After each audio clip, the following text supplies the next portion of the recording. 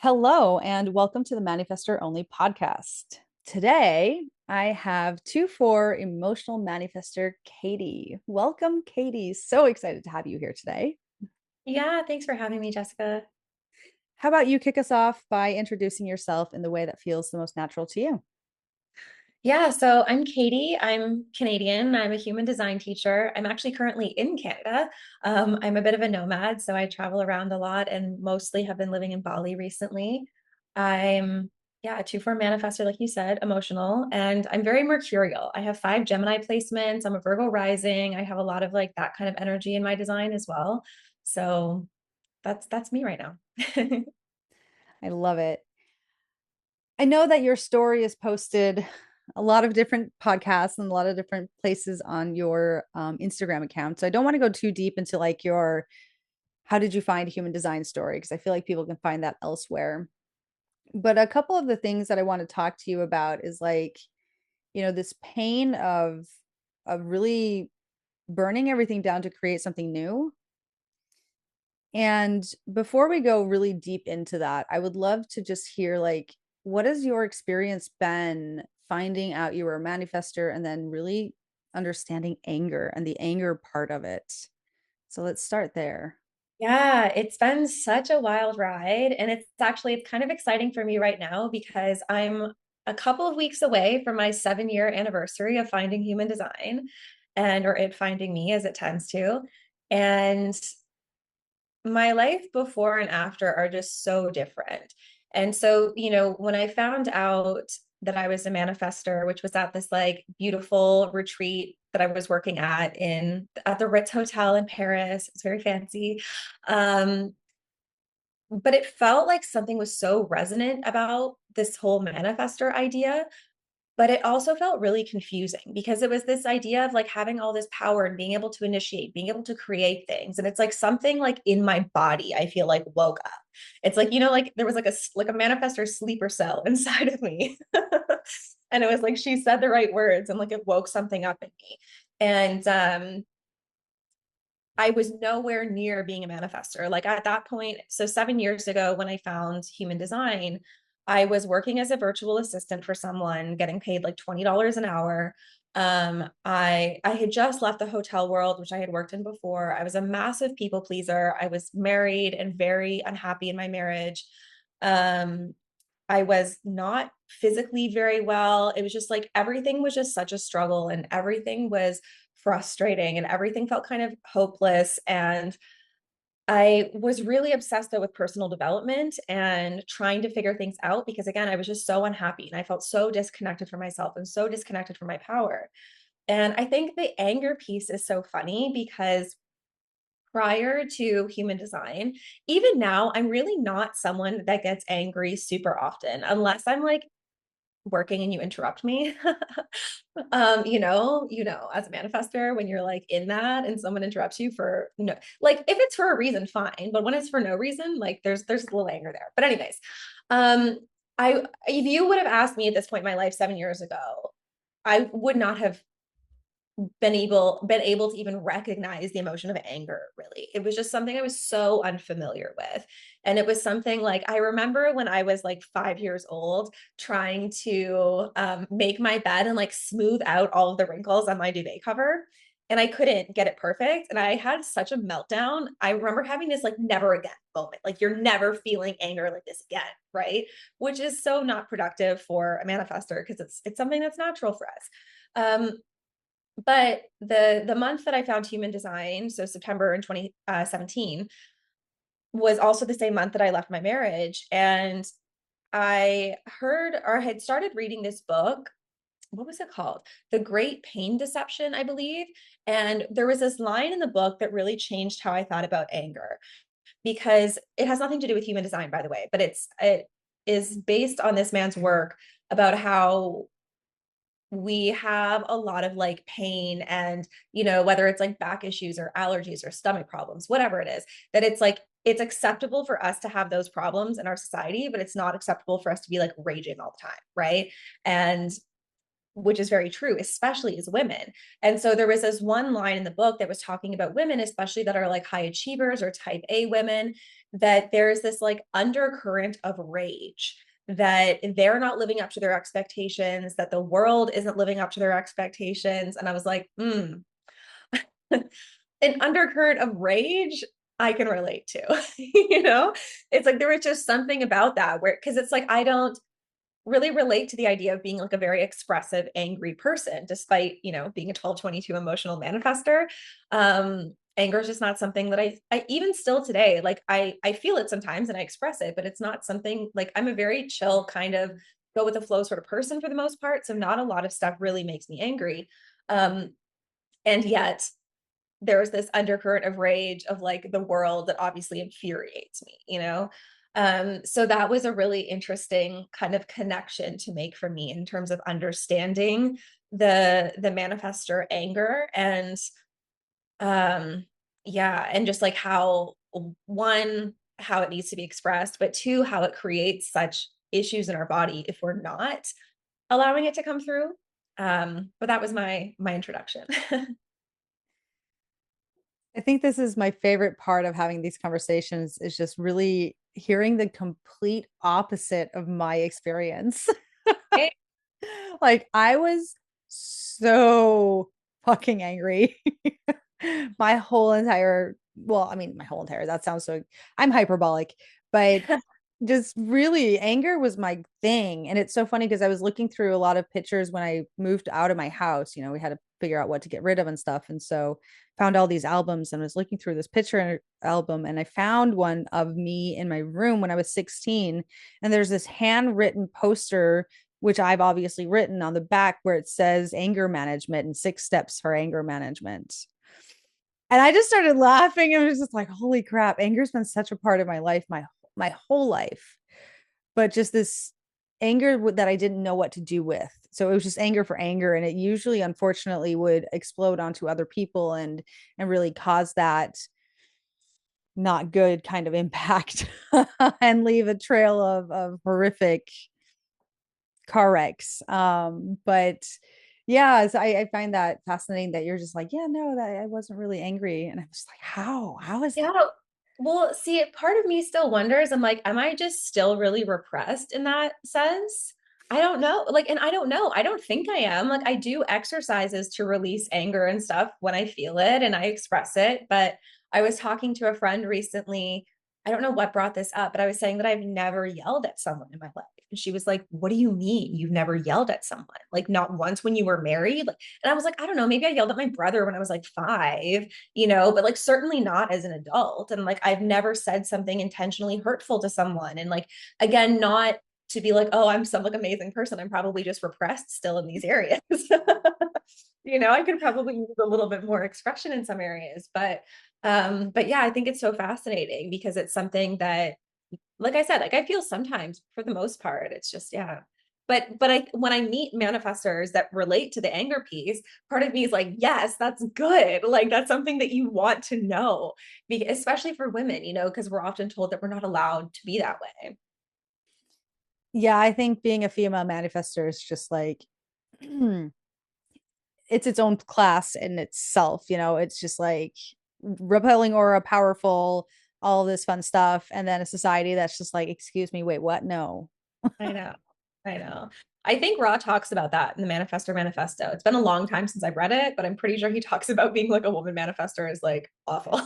Yes, I'm recalling something behind the Yeah. back of my mind there about him saying that. And so, well, how has that been for you now? You divorced your husband, you found human design, and from what I've understood, you've dated here and there, but you've been your own woman for 7 years out of this marriage. Well, And that's a hilarious perspective because I have been very attached for like every second of my adult life. Like I've almost never been single in my life. I just don't always share this stuff really publicly, but yeah, it's actually quite funny, I think, from sort of a human design perspective, because I left so I'm a 2/4, as you said. And one of the things that this obviously doesn't play out for everybody, but one of the things that Ra talks about with the fourth line is that you go from like thing to thing and that you don't leave one situation until there's another situation, whether it's a job, whether it's a relationship. And so, and it sometimes it's like an energetic opportunity has opened up. And so it's not like you're necessarily going from one to the other, but I left my husband on my next partner's 40th birthday, which I think is really interesting because he's a 3-5. And so that's a kind of typical thing for a 3-5 to turn 40 and be like, okay, I'm done with the experimenting, time for me to like do something else. And he like literally woke up on his 40th birthday being like, I'm ready for a relationship. And on that, I didn't know him at this point. But I left my husband like hours after that happened on, he was in Toronto, I was in California, like different parts of the world. It's just funny to see how this lines up. But yeah, that I was with him for almost 5 years. And then we broke up about 2 years ago now, like, yeah, just over 2 years ago. And immediately was dating someone else and then moved to Bali. Was 3 days into Bali, I met someone that I'm still sort of have been seeing on and off. It's been a year and a half. Like, yeah, so I don't always share these things, but I'm very much I blame my split definition. I was gonna say, is this a split thing? I don't I know. I'm single deaf. Well, and so that's the conversation I've been having with a lot recently because I have a few single definition friends and they're always amazed how it's like, how are you always in relationships? Like, how are you always finding people? Like, don't you want to be alone? And I'm like, no, like, I don't, quite honestly. I love being like, especially having like a person, having a partner. It's like, I love having that. And it's like I just feel like it works so well. It feels like I'm really good at it. Like it's just something that I enjoy. But I mean, I've also never really been single. I don't know, since I was, when did I meet my husband? When I was like 21 or something. Like, yeah, it's been a long time.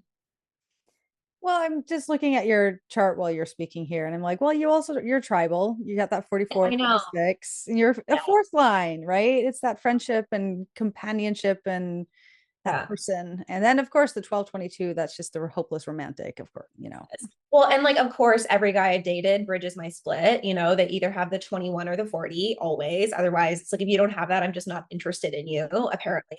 Like, I've looked at every single person's chart that I've been able to, which I'm pretty sure is everyone I've ever dated, and they all have one of those gates. It's wild.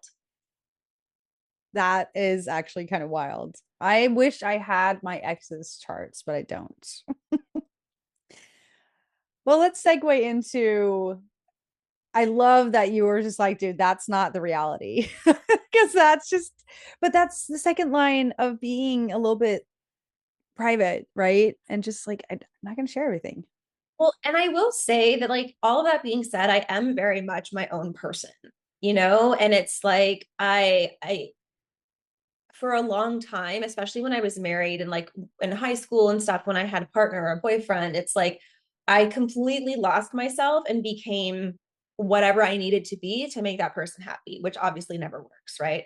And so I learned a lot. Like I said, after I left my husband and I was in that 5 year relationship, I learned so much about communicating, about informing, about growing, about like really being my own person and figuring out my own stuff. And I mean, thank God I had human design in that time. It was so helpful.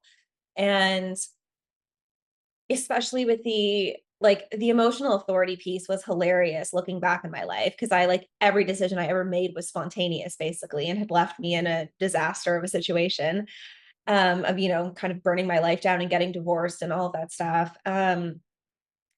But I've been with people who very much like respect my independence in a way for the most part, I would say.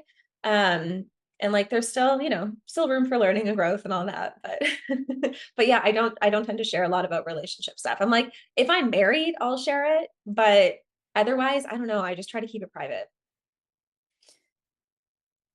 I have come so far onto the roof now that there's not a lot of my life I share either.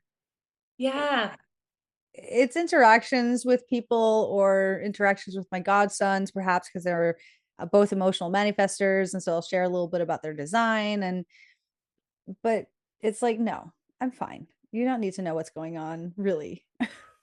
Yeah. And I feel like I know we talked about this a little before we started recording, but with the second line, it's like sometimes, well, so I feel like my design is very moody, right? Because one, I'm an emotional manifestor. So the emotional center, moody, right? And I'm an individual emotional manifestor. So again, the moodiest, perhaps. Um, uh, the 1222 channel is moody, right? 2-4 is moody essentially, because like you're sort of in the mood or you're not, or like the second line essentially, maybe not the fourth line, but whatever. But that kind of like on or off, like in the mood or not in the mood. And then also my Chiron is in the gate 15, so the gate of extreme. So again, I'm either like all in or not. And yeah, so it's like sometimes I share a lot and sometimes I don't. And I just never know when that is going to be. Well, when the pulse is on to share or not, right? Openness or not. Yeah. Yeah, and it's like it's the weirdest thing because sometimes I'll be in maybe more focused time in my business where it's like I quote unquote need to be sharing things or like need to be showing up. And it's like I'll like take my phone out to do like a story or something and it's just nothing, like nothing. And so it's like, okay, like, and I've just learned at this point not to force it because it's like that's weird and like people are going to pick up on the weird energy, you know? Oh, do I know? Yes. So many times where it's just like, this is so, when it's forced, the moment it's forced, it's just, no, it has to be natural, Hmm. which just sounds, like repeating ourselves with the whole second line thing, but there is a naturalness there that it just needs to flow and it can't be forced. And But yeah. like it literally can't be forced, you know? And like this is one thing, like for better or for worse, I find as I get further into this experiment that like the more you get into it, the more like it really feels impossible to do things that like are really out of alignment.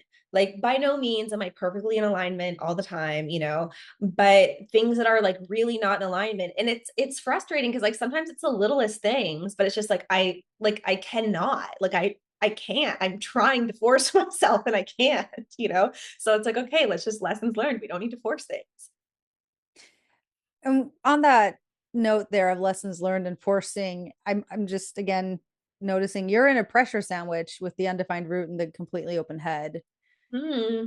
And I can just imagine that also plays into that it can't be forced part. Hmm. Because, that having that open root or that inspiration center open of the head and just like forcing something then instead of it actually just coming through you. I don't know. I just that made sense in my defined ajna. Yeah, I mean, I feel like again, this is stuff that I've just really learned over time of like the contrast of experiences of forcing things because there was, there was a long period of me trying to start a business before I found human design. And even like the first maybe 2 years probably into my human design experiment, it's like there was a lot of forcing and it was awful. It was really hard. And then there was no like fruits of the labor in that sense. And it doesn't feel good. And it like, I feel like, yeah, like the forcing is just kind of impossible. And like at this point, and like I said, for a long time, I really did try that. And I think one of like the most important things to get in your human design is your undefined centers because I think they are the things that take you off track and they're very convincing things. And so especially me with my root undefined and my sacral undefined, it's like you don't know when enough is enough and you need to hurry up and get the not enough done. It's like so you're always just going and going and going, and then I have obviously my emotional center defined and my will center defined, so there's a lot of energy to push until I'm just like burnt out and exhausted. And again, in this pressure sandwich, to your point, of creating things that aren't effective, that don't feel aligned, that don't feel good to me. So I've definitely had a lot of experience doing that, but I'm beyond that now, almost in an unfortunate way. Like sometimes I wish I could be a little more forced to do things. Oh my gosh, do I know that? I was talking to someone else on this podcast about, I think it was Isa, of like, there are times where I really grieve that part of me that could push through. Yeah. Yeah. That part that just was so unaware of what was going on and how this pushing through actually was creating, well, unalignment, illness, just stressors into my life.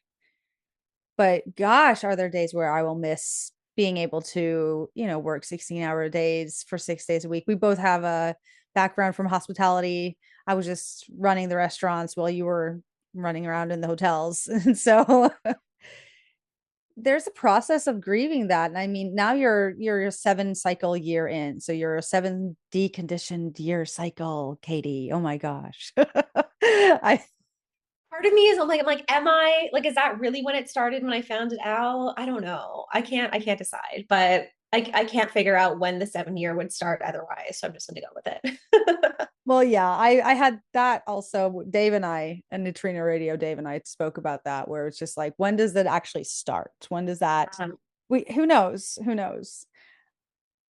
Yeah, I wonder that because, like I said, something certainly woke up in me that day in terms of being a manifester. But 7 years ago, the human design scene was very different than it is now. And it was probably a solid 6 months, if not longer, before I really had any conceptual idea of emotional authority. Like I had heard it, but I didn't really get it. And so it was probably like at least 6 months in before it kind of like clicked, like the first click. I feel like there was many clicks. And then it was even longer with the manifestor piece because I mean I may have a bit of a different perspective on this than some more I don't know, like people that are a little bit more traditionalist, let's say, with human design, that just talk about informing. Because to me it's like for the longest time I was like, yeah, but informing what? Like what am I informing? And I think it's more important as a manifester to get connected with your urges and follow your urges. And like, yes, the informing piece helps, but like to me that's like the secondary part, because it's like, what are you doing? What are you informing? Like to me it's like having the urge come through, and that's what I take action on. um yeah, and so again it was probably over a year into that before I had any conception of that. And because the informing piece didn't really make any sense to me for a long time. I like to turn it around. We talk about strategy and authority, but when it comes to manifestors, I say authority then strategy. Mm-hmm. And the strategy part is just like, hey, here's this thing that I've created. It's like, do you want to get on board or not? But I agree that there's a lot of misconceptions about what informing is, and it can get really mindy. We can get Mm-hmm. so in our head about this part of informing, but I really like to just take it down to the mundane level of like, okay, but who in your life is asking you why, what, where, when, who's always in the way of your creations. And perhaps those are either the people you need to inform to stop being in the way, or perhaps they shouldn't be in your life anymore, kind of thing. Yeah, and like again, I feel like I've created a sort of very unique life for myself where I don't really have a lot of people that I need to inform. Um, and I mean, I'm a very chatty person. If you're in my life, like you generally know what I'm up to. Although, again, like I have some friends that are like, wait, what? When are you doing this? Or when did this happen? Or when was this decision made? And I'm like, oh, yeah, my bad. Um, but like to me, it's like the informing piece is such a secondary thing, because it's like other types often have this idea that manifestors can just do whatever they want. But I'm like, you can't do ideas. Like, it's not like it, at least from my perspective, it's like the urge has to, like, just like generators are waiting to respond. It's like, in my perspective, we're waiting for the urge. And it's like, if you don't have that kind of like thing that's like dropped in or given to you, that it's like, this is what is the thing, then you sure like inform whatever you want, but it's like if you're still trying to make ideas happen from like the mental plane and not from like your actual like body knowing, then I think you're, I don't know, still going to have a lot of challenges with initiating. Mm-hmm. This is one of my favorite things to talk about, and that is the discernment between this is a great idea, or this is an outside pressure, or this is a mindy decision, and that Mm-hmm. discernment towards, no, this is actually what the cosmos, the universe, God my inner authority, call it whatever you want, is willing of me right now. How do you, if you're able to explain it, how do you discern between those two? For me, it's very clear. Like when an urge comes, it is at this point like undeniable, and it like often feels like especially with business, like this is mainly how I run my business as well. It's like I'm basically, it's like someone else, something coming from like above is what it feels like. It feels like it's coming from above and like sort of through me. And it's like, I just need to write it down. And it's like, I'm just dictating what someone else is telling me to do in a way. Like, that's really what it feels for me. And it's like, whereas like an idea seems to kind of come like, I don't know, like it's around kind of the head area for me. And it's kind of like, oh, like ideas to me feel very like wispy, where it's like, oh, this thing, or like, oh, this thing. And like these things could be fun, or like this could work, or like this might be interesting. But I find to that point, ideas are very like wispy in their coming and also going. Like they're very floaty, you know? Where to me, an urge is something that is like forceful in a way. Like there's a drive to it, there's an energy to it, and an urge can also go away. Like if you don't take action on it, if you don't do anything with it, it's not going to stick around forever, you know. But to me it feels a lot stronger and a lot more direct and like forceful of like this, where to me ideas are like, ooh, maybe like this thing could be, where urges are not that. It's like you're doing this now. Oh, okay. And you know, obviously I'm an emotional authority, and I have really, really learned to respect that. Uh, but yeah, I just feel like for me at this point, like the difference is very like undeniable. And I know that it's a practice, and I'm sure different people are going to experience it differently, because obviously all of our charts are different, all of our designs are different, you know. So the way that I receive it is not always going to be the exact same. But to me, the difference more so is like the directness, and almost like, I don't want to say that it's heavy, but it has like weight to it, where to me ideas don't. Um, yeah, I'll Mhm. leave. Energy and weight, that those are words that I could hook that onto with the urge that's going through, that pulse of energy. There is weight and there's energy behind what is coming through. I hear you and I agree. That's my experience too, where also with my gate 11, which is very much, floating ideas all the time, and Yeah. discerning between those two feelings of like, okay, this is a mindy thing and this is a bodily thing.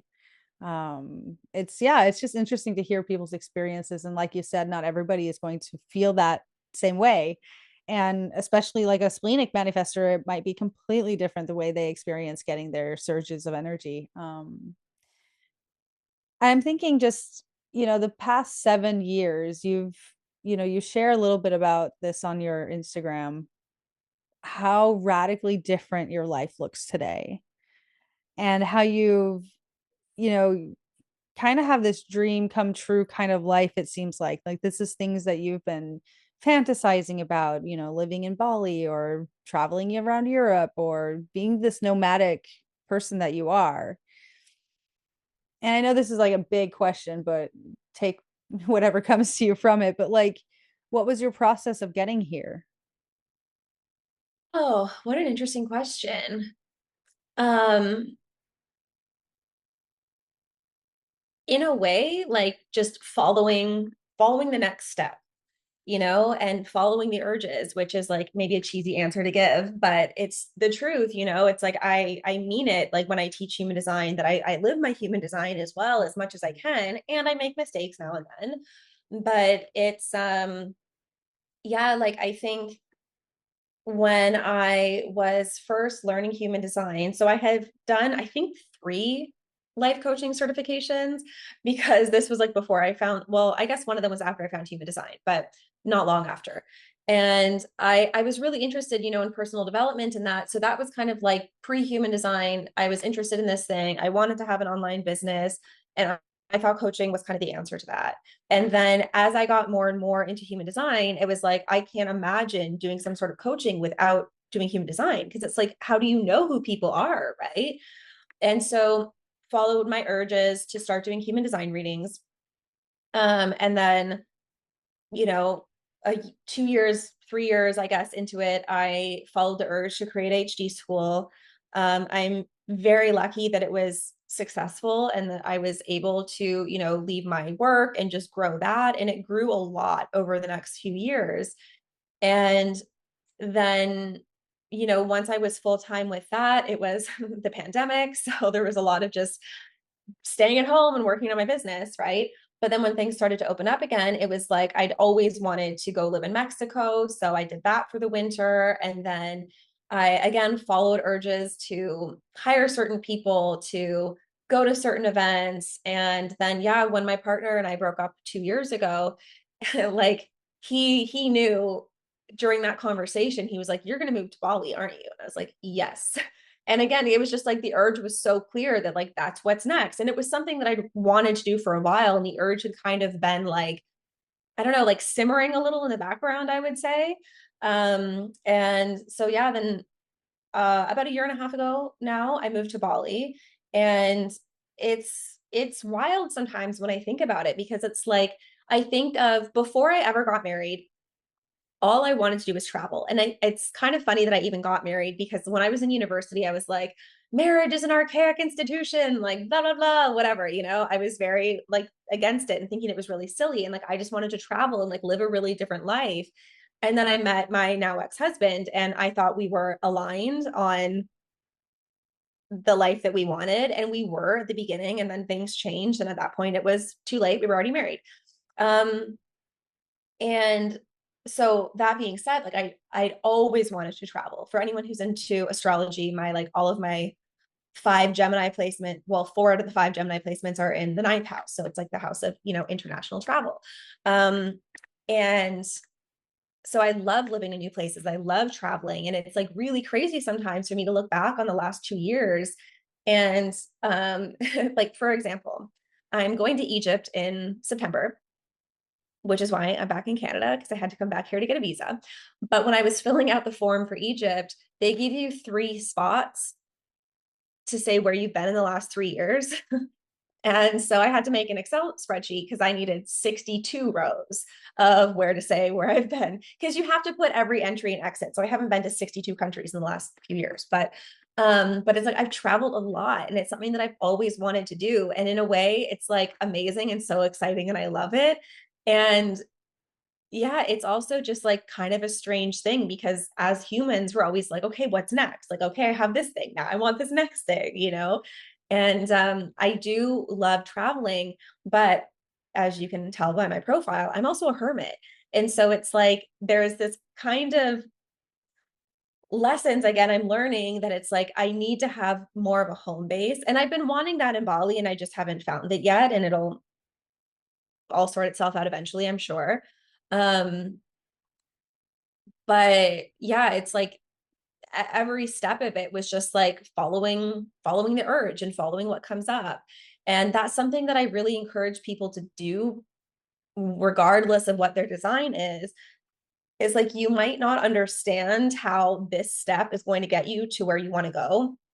But like I think back of before I knew human design, or even when I first knew human design, like I didn't really know that this whole thing was possible. I didn't know I could have a business like this.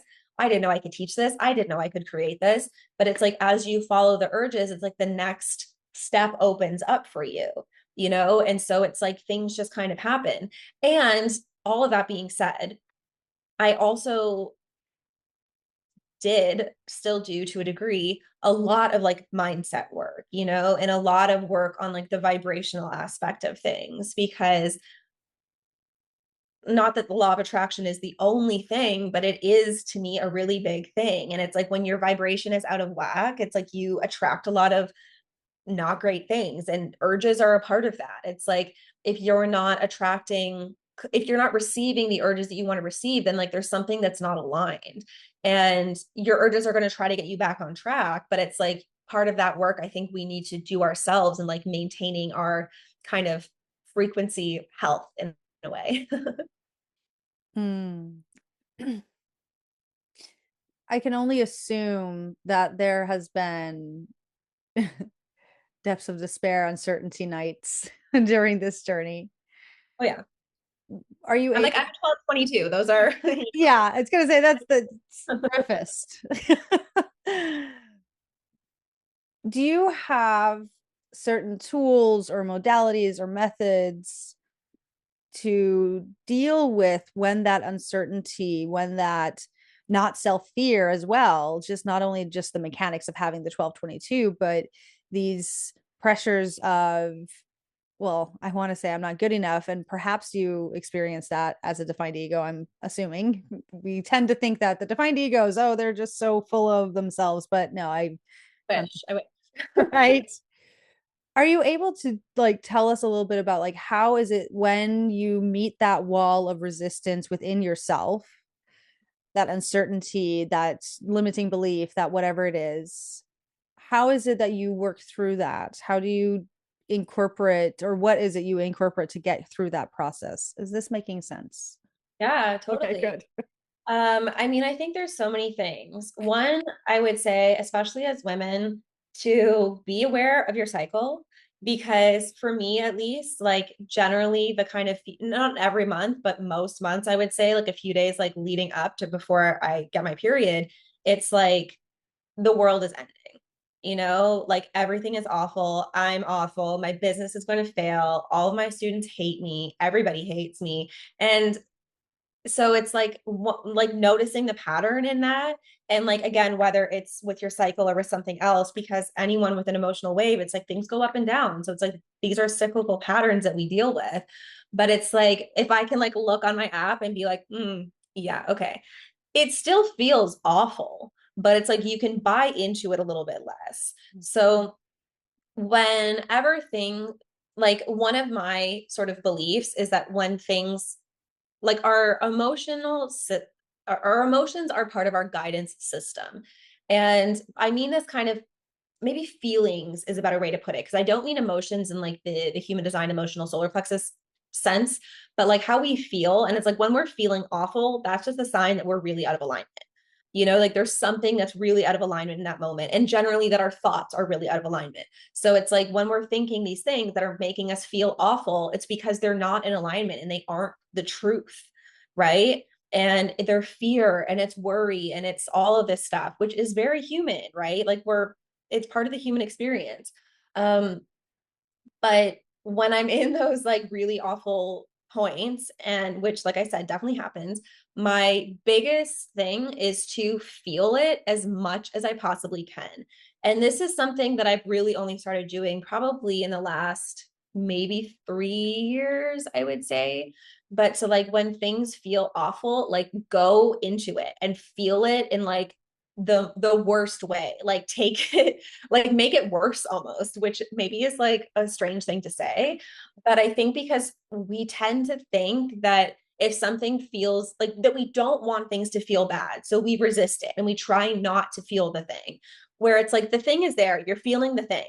So you just have to go into it and like feel it as fully as you can, and like cry and scream and whatever, and have a meltdown, have a tantrum. Like for me privately, I don't do this like publicly, but to each their own, I don't know. But to like really go into it and really feel like the awfulness of it. And I find the more I'm willing to do that, the the quicker I move through it. And also, like, there's a few things, especially if things are coming up a lot. I think it's a good or an interesting practice, anyways, to like journal about the things that have like that you're afraid of, especially if it's like all the time of like, I'm awful and everybody hates me and blah, blah, blah. You just kind of get bored of it after a while.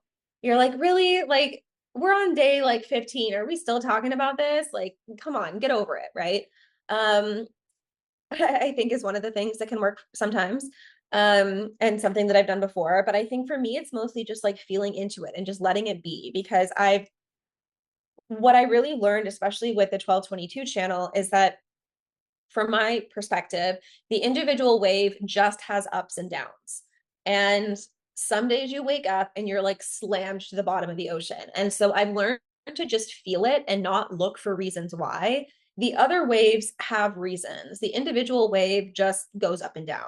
And so that's again my perspective on it. And so when you're in the down, don't try to figure out what the problem is, because then you're making it worse in a way, because it's like, oh no, it's like maybe it's my business and maybe my business is isn't sustainable and maybe there's this problem. Maybe like then you just make it worse. You're like feeding the monster in a sense. Where it's like if you can just actually feel the feeling, I think that's a really good part of it. I'm also a pretty huge proponent of like brainwashing myself. Because sometimes you just get stuck in these negative thought loops, right? And so it's like, feel your feelings. Like when I'm in like the dark of it, feel your feelings. But it's also like, okay, I can recognize that I'm stuck in these negative thought loops. And I can recognize that like something really isn't working for me right now. So it's like I need to start figuring out how I need to get out of it. And like, what do I actually want to be thinking? And I don't know if you know Abraham Hicks or if you're familiar with like that work. Yeah. But like I'm a big fan of like choose a better feeling thought, and not in like a bypassy way. Like I said, you need to feel the feelings that are there, but feelings can be felt pretty quickly. And then it's like, let's literally just change the thoughts. Let's start thinking different thoughts. And so it's like putting effort into that. Um, but yeah, like the despair stuff, it certainly happens from time to time, you know? And even I had an interesting experience when I was in Spain. So I thought I was going to be spending the summer in Spain, but here I am in Toronto. Again, like I said, because of this Egyptian visa that I need, I didn't realize I had to be in Canada to get it. But it was actually quite challenging for part of the time when I was in Spain because I had a situation happen that I guess triggered some stuff that was well, first of all, I've been doing a lot of nervous system healing work. And I think once you start doing that work and you like get to a certain base level, your body's like, great, you're doing so good. Let's bring up this stuff for you to deal with now, you know? And so I feel like that was happening. And some past non-consensual situations, shall we say, got brought up, and it was a lot to deal with. And again, it's like, okay, we're not going to do anything. We're not going to force things. We're not going to like, we're going to do everything we can to comfort ourselves. And we're not going to work and we're not going to go to Spanish class and we're not going to do anything. And we're just going to like ride out this wave and do the things that I know to do, which, like I said, like feel the feelings and then start thinking different thoughts. And, you know, obviously get support if you need support if it's like mental health stuff. But yeah, it's just a part of it. And so my biggest thing takeaway, I guess, in my experience is to not resist it. Mm. Acceptance, but no dwelling is what I'm hearing. Yeah, and sometimes I think there's a little dwelling. Like there's a like not that you want to stay there, but like you need to feel it. And sometimes it's like you kind of got to rot in that a little bit, you know, and like really feel it. And give yourself this space like because I like to kind of make sure that it's like all out of the system, you know. Um one of the things I think of with emotional manifestors, especially, is that like the emotional energy, especially, yeah, obviously, if you have the 2212 or the 3536, is like it's this fire hose of emotional energy. And if you're not letting the pipes like clear out and you're trying to hold the water in, you're wasting so much energy. Of one, holding the water in is exhausting, and then you're losing out on the energy of the fire hose, you know? And so, yeah, it's not dwelling in it, but it's giving yourself the like the real time in the space, which might be like multiple days, to just let yourself feel through it. And then it's like, I feel like eventually it just kind of shifts and it's like, okay, I don't want like the feelings have been felt. Let's move on. You know? Yeah. Yeah, I know what you mean there. Feelings have been felt. Let's move on. There comes a point, for me at least, there's a natural breaking point where it's just like, okay, been there, done that. We're done now. Yeah. Well, and it's kind of like when you're crying about something, there's a difference between like really just letting yourself cry and it coming to a conclusion versus trying to not cry. Hmm. And then it's like you have this like you're on the verge of tears for like 2 hours because you're trying not to cry, versus if you just let yourself cry, you're gonna cry for like 7 minutes and then it's over and you're fine, you know? Ah, I know that so well. I think, yeah. I was telling someone else about this, how I was bawling while watching the Dallas Cowboy cheerleaders Oh, docu-series. I mean, just like, and then my mind was just like, well, why are you doing this? Why are you crying? This is so stupid. You can't cry at this. And it was just like, I'm gonna cry. I'm just gonna cry right now. yeah, I'm just gonna cry. But yeah, that mind though, and the thoughts, and I think it's really important what you brought to the table here about like, there is an aspect of those thoughts and those stories we create that can create emotions or can create fake emotions, whatever we want to call it, but we can be suffering and creating suffering for ourselves just from those thoughts. And yeah, really being aware of that, and especially as an emotional person, like you said, waking up one day with that 1222 and just like, I'm not feeling it, I'm not in the mood, I'm not, individual circuitry just pulses off, and noticing how easy it is to make a story up around that, yeah.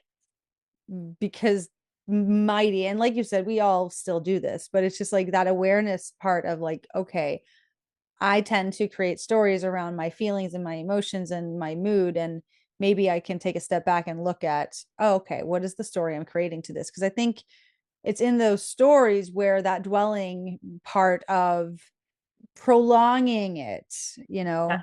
with that story. I guess that's the point I'm trying to get at, is just like we do have control over prolonging it by looking at the story.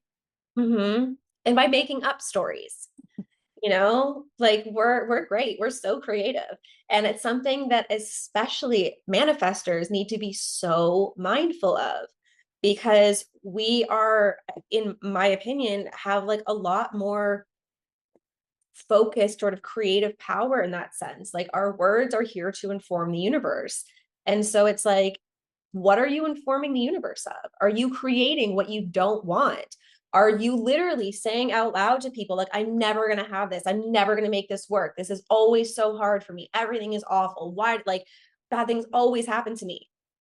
And so it is, And it's like, I know it's not so simple, but like one of the things, especially like in energetics, that I like to be, or that I like to remind myself of, is around the idea of momentum and that like things take time. It's not that say something that you want to create and immediately it shows up, especially if you have momentum going in a direction of what you don't want, right?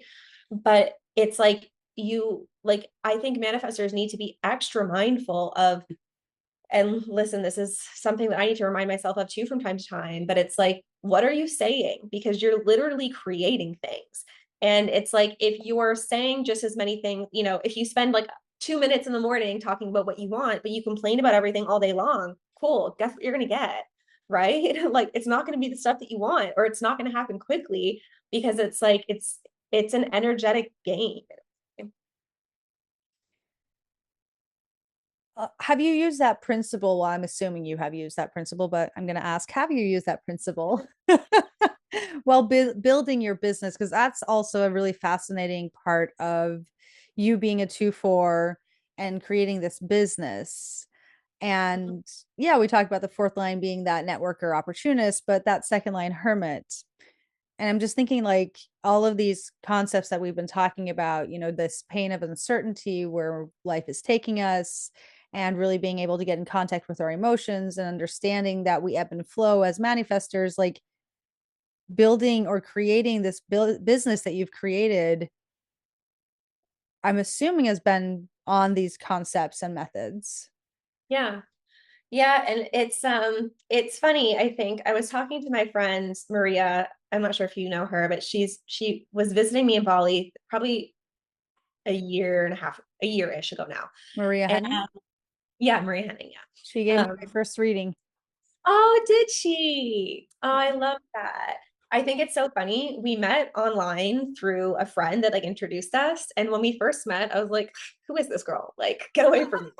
Because I'm kind of closed off sometimes. Like I'm a really nice person, but I'm also like, I don't know you. What do you want from me? Kind of thing. Anyways, we're like best friends now.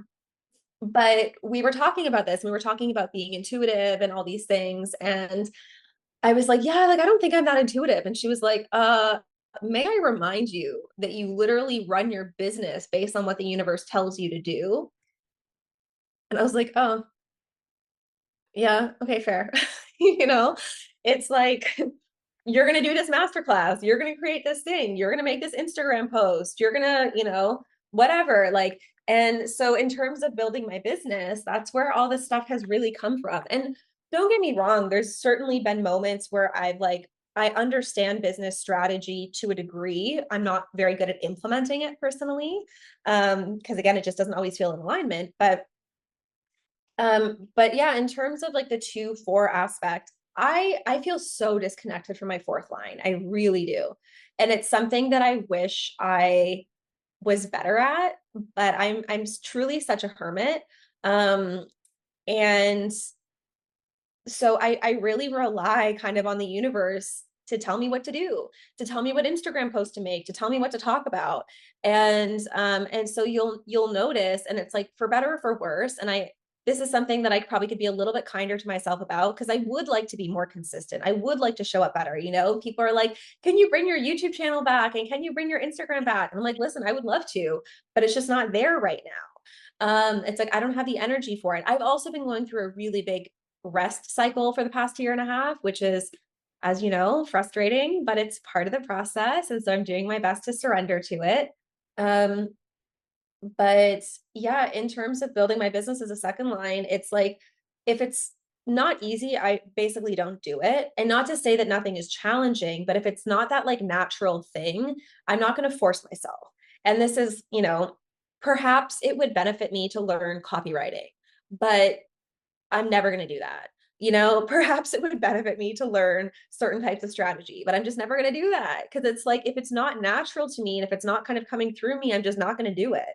Um, so some of that stubbornness, perhaps, but it's worked out really well. And to your point of like some of like the mind games and stuff, like I play with myself, because there is this idea that you have to be consistent. And there is a certain level of that depending on like where you're at in your business. I was really, well, I would like to say I was intentional, but I wasn't. I just again did what I was told to do kind of at the early stages of my business, of like creating YouTube content, of creating a podcast, of creating all this Instagram stuff, of having all this stuff on my website. So people still find me all the time, even though I'm not super active. And it's like I said, I want to be more active, but it's just not where I'm at right now. And so it's allowing it to be that. And then my kind of mantra is that like everything I do is enough, everything I do is working, everything continues to work for me. And sometimes I fall off those beliefs, okay? But things go a lot better I when I'm in that and when I trust that, because it's like my design is my design. I'm not designed to be a consistent person. Like I'm a very moody person. I'm a very hermity person. And so it just is what it is. And to me, there's no benefit in trying to force something that isn't. And so that's really what it's been for me. And I've experimented here and there with getting support and hiring people. And at one point, I had a team of like 5, and I hated it. Like, truly, I hated it. Right now, I have Shaina, who is my community manager. She's a former HD school student. I love her. She reads my mind. I don't know what I would ever do without her. Um, and she's a manifesting generator, so it's like I feel like it's a good fit. She just kind of like da da da da da like does thing behind the scenes, and we work really well together, and we almost never talk. Oh my god, this thumbs up thing again, what is that? Sorry. Oh no. um but there was times when I've had a team and I hated it. Like I hate having to follow up with people. I hate having to constantly inform all the time of what needs to be done, because I'm, like I said, I'm a very cyclical person. I'm very on and off. And so when I'm not on, I don't want to have to show up and figure out what I need to tell my team to do. It's like when I'm on and I'm going to do it. And if you're like messaging me being like, okay, what am I working on today? And like, I finished this thing. Can you check on it? Like, no, that's just not how I work. I love that you went there because you have a left mind and a left brain. Mm. And the narrative out there is if you have a strategic mind and a strategic brain, then you're really good at business strategy. That's at least the narrative I've heard. I'm good at it. I just don't implement it because it doesn't feel aligned. And that's what I'm like. This is where I'm seeing all of these layers of your design come together, where it's like, yeah, the second line naturalness in this strategic way of just it's implemented. You don't know why. The universe is telling you to do this thing. You're making evergreen content on YouTube and podcasts that people can always find you, but you don't have to be consistent there because it's always living. It's just I really enjoyed hearing that part. I'm also a hope motivation, right? And so, Mhm. although I'm a strategic mind, I'm like strategic hope. So it's like, how do we strategize to be hopeful? And like for me, that's a lot of the mindset stuff, right? Of like keeping myself hopeful. And like that's where a lot of the strategy comes into play. It's like a lot more around the energetics than it is really around the doing. And like I said, I am a fairly strategic person. Like I have the capacity to think in that way, but I don't. And I think this is also my gate 26, the gate of the trickster in the sun, or sorry, in my earth. And I don't like business strategy sometimes. I get that it probably works, but it kind of gives me the ick because, and again, I think it's that gate 26 of like, I don't ever want to manipulate somebody. And so it's like a weird thing. And, I've hired like ads managers and people to like help with certain things from time to time, but I'm like, it just feels like weird to me sometimes of like this strategy because I'm like, I want people to buy because they want to buy. I don't want to do something that somehow makes them buy something. Like it just really, really feels like very icky to me. And I'm sure there's again more areas that I can heal my perspective on that and like continue to grow on that. But I have no interest in manipulating people. Part of what I like about human design and what I think is so powerful is like when it brings you back to yourself and really understanding yourself. And like, I want to be here when you're ready to buy and you know that this is like the next step for you. But I don't ever want to manipulate somebody into making a decision that isn't aligned for them. Right.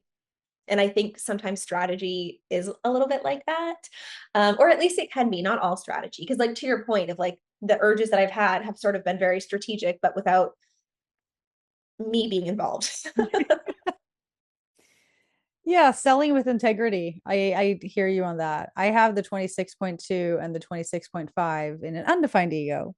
Um, but I can definitely recognize that wanting to sell with integrity part of, yeah, I'm not here to lure anybody into anything. Uh, Yes. It's No interest. no. Oh, I feel like our conversation is coming to a very natural ending, but I would love to hear if there's anything that's on your heart, something you would like to end with, something you would like to add to the conversation today. I think I've been having this Instagram post kind of swimming in my head for a little while, and I haven't made it yet, but maybe by the time the podcast comes out, I will.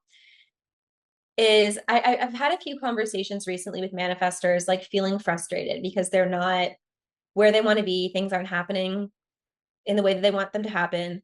And so my kind of little, I don't know, flow chart, let's say, for like checking in on yourself is like, have you pushed too hard? Like, do you need rest? It's like to me, that's always the first thing when things are a little out of whack. It's like, are you resting enough? Because obviously we have an undefined sacral. So it's really easy for us to do too much, right? And to not know when enough is enough. And once you have the rest piece, do you have space in your life for play? And do you have space in your life for urges? Because that I think is one of the biggest things that we get caught in sometimes is that like the universe has this really cool thing that they want to give to us, but we don't have space. And so it's like it knows that we don't have space for this amazing urge that it's trying to deliver. So it's going to go find someone else that is a good match for this urge instead. Because what's the point of giving you an urge that you can't follow through on? And so, cleaning up I call it like decluttering your aura, like just like you would like declutter your house. If you needed to bring more stuff in and there's not space, you need to declutter your aura and like have a look to see where there's things that are taking up space that can be completed. And when I say completed, I don't mean like finished necessarily, but it's like a decision that, okay, this thing is complete. This project isn't finished. Maybe it's never going to be finished, but I'm just going to decide that like we're done and I'm going to take it off my to-do list. And I'm going to, I don't know, clear out whatever space I need to clear out and just be done with it so that there's space for new things to come in. Um, And then lastly, like I said, I believe that human design is an amazing tool, and I also don't feel like it's everything. And that's where, in my perspective, like the energetic work is a big piece of it as well. And the mindset work, and like having an understanding of what are the thoughts that are, again, in your energy. Like that's a part of your aura, that's a part of your energetic field as well. And so yeah, I'll leave it at that. Beautiful. Anybody who's listening who wants to find you to follow you, learn from you, or work with you, where can they find you and how can people work with you if they can? Yeah, you can find me. My website is sortofspiritual.com and my Instagram is sort of spiritual, but there's periods in between the words. But if you type in sort of spiritual, it'll come up. Um, and right now, I don't work with people one-on-one, but I have a program that teaches human design called HD School. So we're probably going to be doing another intake for that. I'm kind of feeling likely in October, but like I'm spending kind of a month in Egypt in September. So we'll see. We'll see how the energy flows and how the urges kind of come after that and of what wants to be created.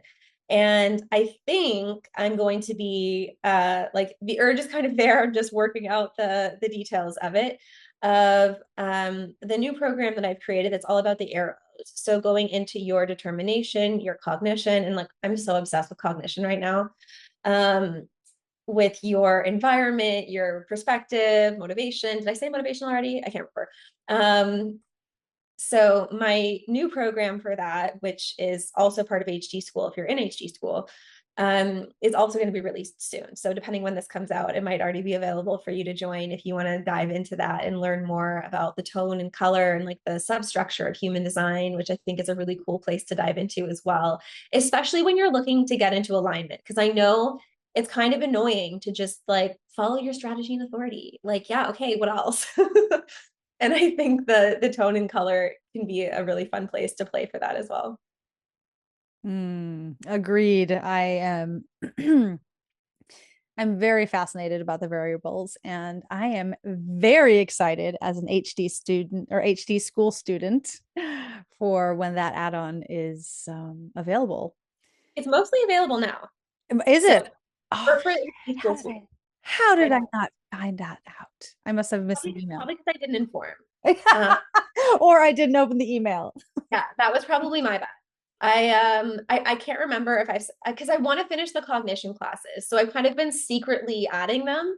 And I'm just finishing up the cognition and the trajectory classes and the sense classes and all that. So once it's like fully done, I'll send an email so everyone knows. But Awesome. And I can vouch for HD school. I'm so grateful for everything that I've learned. And I think I've been a student for like 3 years, 3.5 years I or know something. you were one Yeah. of the early students, I think. I've Yeah. been there for a while and I just, learning human design from you and the way you explain it and it not to mention the way it's structured so fucking beautifully as a genius of freak over here. I'm like, oh, thank God I can understand this structure.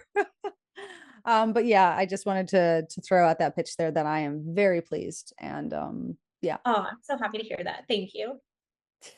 Well, Katie, thank you so much for joining this conversation. It's been an absolute pleasure not only to have you here, but also to get to know more of the hermit Yeah. piece of you on Instagram. So thank you again for coming on and talking with me. Well, thank you for creating such a great resource for manifestors. There's not, I mean, there are a lot of us, but there's also not a lot of us. So I think one of the most powerful things that you can do is basically this to learn from other people's like real lived experiences. And, it's like that one line that someone says it's going to make something click, and you're, doing something really cool with this for a lot of people. So thank you.